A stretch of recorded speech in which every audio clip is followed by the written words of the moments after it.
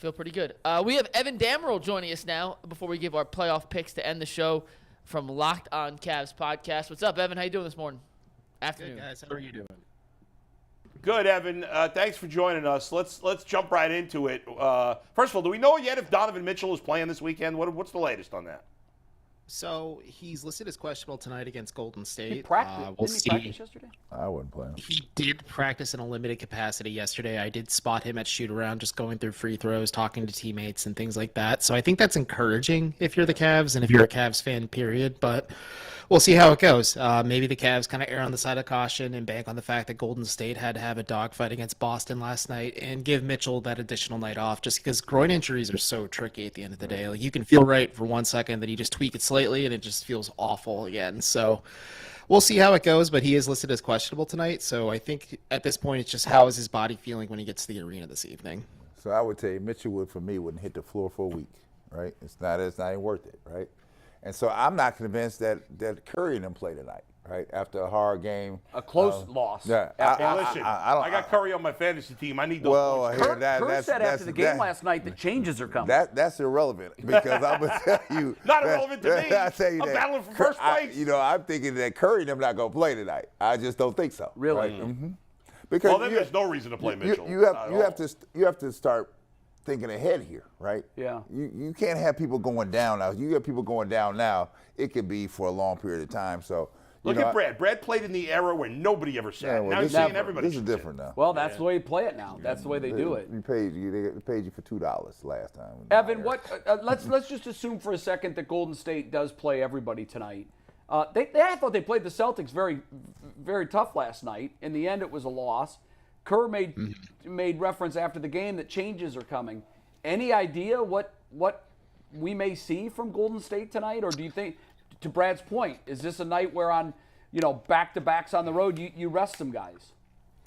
I think if you're Golden State, just look at how old, and no disrespect to those guys since I'm just entering my 30s myself since they're kind of close to me in age, but Klay Thompson's coming off a nasty knee injury. Draymond Green is up there. Steph Curry is just coming back from an injury himself. Like this, I agree with Brad. If you're Golden State, you got to be mindful of not just the game in front of you, but maybe the next few weeks leading up to the All-Star break, and then allow everyone to kind of feel proper heading into the break and then properly get rest up in that time in February. So I would assume that that they would rest them, just me being logical here, but Golden State hasn't submitted their injury report as of 12:30 today, so we'll see what happens and who is and isn't available. But Golden State has a lot of key pieces that could deserve some rest, and they also have a lot of young legs that they could just throw out there against Cleveland. Let them get a little bit of experience, maybe a little bit of confidence, and then maybe that gives Steve Kerr a proper chance to evaluate what those quote-unquote changes are, because they are an odd team. Golden State is dominant at home, but they are not good on the road. Yeah, they did play Boston well, really, really well last night, actually. But maybe this is just an opportunity to rest these guys and then evaluate the rest of your depth chart and then figure out what key changes you want to make leading into and maybe after the All-Star break. All right. Evan, we've talked a lot this year about Donovan Mitchell and Darius Garland having to develop that chemistry, right? We've seen – it almost seems like they're both a little better when the other guy is not playing. And I guess that's not a surprise because they got to learn to play together. You look at the Celtics and their two stars, like it wasn't perfect with those two guys right away. Now they've played together for so long that they know, so like in reality, it's probably going to, not that they can't win or have success, which they are, but it's going to, for all the people that are like, we got to trade this guy.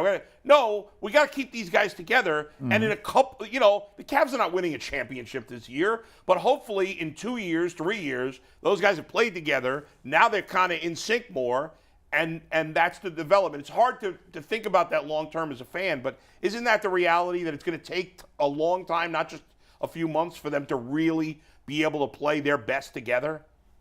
Yeah, that was always going to be the reality of the situation as soon as you get Donovan Mitchell, who is a guy who succeeds at the ball in his hands. And in Utah, he was the offense for the Jazz. And then you look at Darius Garland, it's pretty similar. Like last season, you saw that explosion from him because he had the ball in his hands and he was creating the offense for everyone. And I think Right now, these two are a little ahead of schedule in terms of just looking comfortable with one another on the floor. I thought it was going to be a lot more of a harder adjustment. I do wonder if maybe Garland going down with that eye injury at the beginning of the season forced the rest of the team to get comfortable with Mitchell.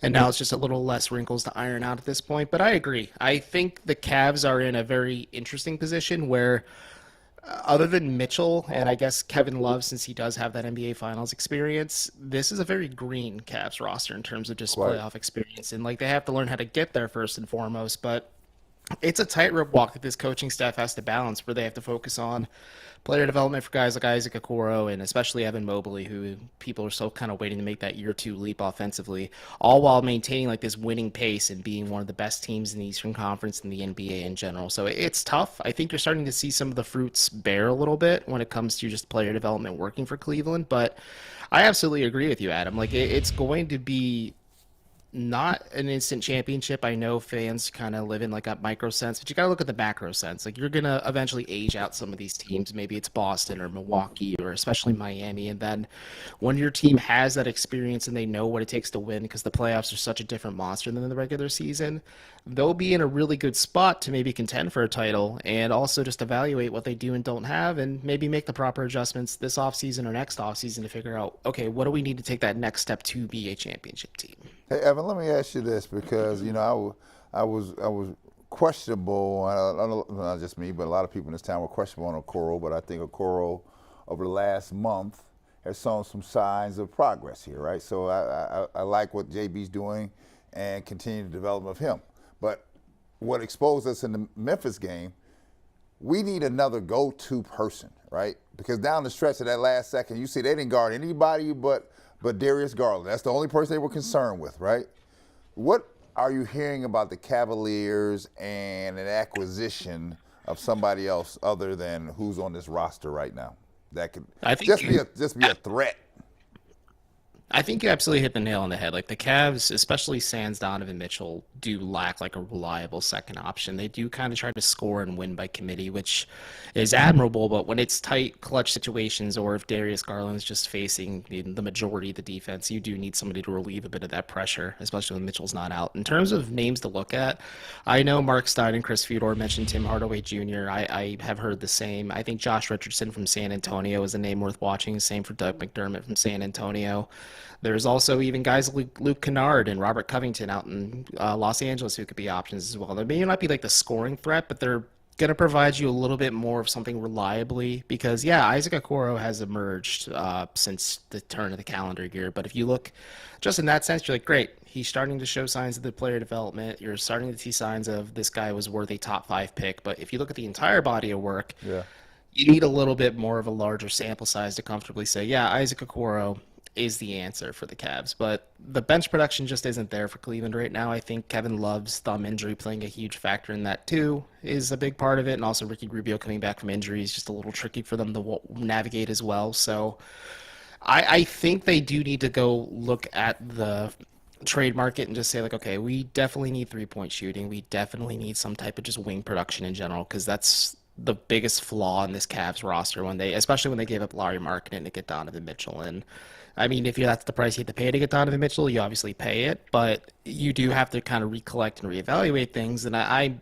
pretty sure the Cavs are aware of it, and they're waiting to see what they can work with, just because they are a little limited in regards of assets after getting Mitchell as well. You would take those guys you just named over Carmelo Anthony? See, Carmelo would be good as a locker room guy. I just think the defensive questions are there. Like, if you brought him in as like to fill that last roster spot, great. And I think that, I mean, shoot, if you're a jersey collector, like that's a collector's item, above all collector's items to say the least. But I just think you need a guy who's a little bit younger. And maybe if you're looking at just using these assets, it's somebody that you want to gel with this young core and hopefully build with what you're trying to build long term. Like Carmelo could make sense again as like a bench option, and maybe he's more of just like a cheaper version of what Kevin Love provides you. But it's an interesting thought process, because we do have a commenter on Locked On Cavs who says like they should go after Carmelo, or they should go look at like Isaiah Thomas, or just any type of veteran who's out there. And I think maybe they'll broach that topic after the trade deadline when they have the roster fluidity to maybe sign a guy, but we'll see what happens. Like Carmelo, that'd be an interesting name, but I don't know what Carmelo has also been up to since he last hung things up. Yeah, I in his wonder now what he free looks agent. like right now. Evan, last thing, let's wrap it up with this. I want to go back to the Memphis game because even it's weird because going into that game, you thought the Cavs had no chance. I mean, you're playing against the hottest team in the NBA, one of the best teams in the NBA. They were 19-2 at home going into that game. The Cavs have not been good on the road. The Cavs are without Donovan Mitchell. Everything pointed to not only a Memphis win, but maybe a Memphis blowout. And it looked like it was heading that way. I think they were down 19. And then they played great, make that run late third quarter. I thought Evan Mobley in the fourth quarter of that game was the best I'd ever seen him play. He was great on offense, great on defense, great on the glass. But in the end, they lose it. Yes, one, what Brad mentions, that Darius Garland is the only guy that's a threat. But also, and I've been very, supportive of JB, but I thought he made some huge mistakes. Like, how do you leave a timeout in that situation with the 5-second call and not setting up a play at the end? How much criticism does JB deserve for the way that game ended?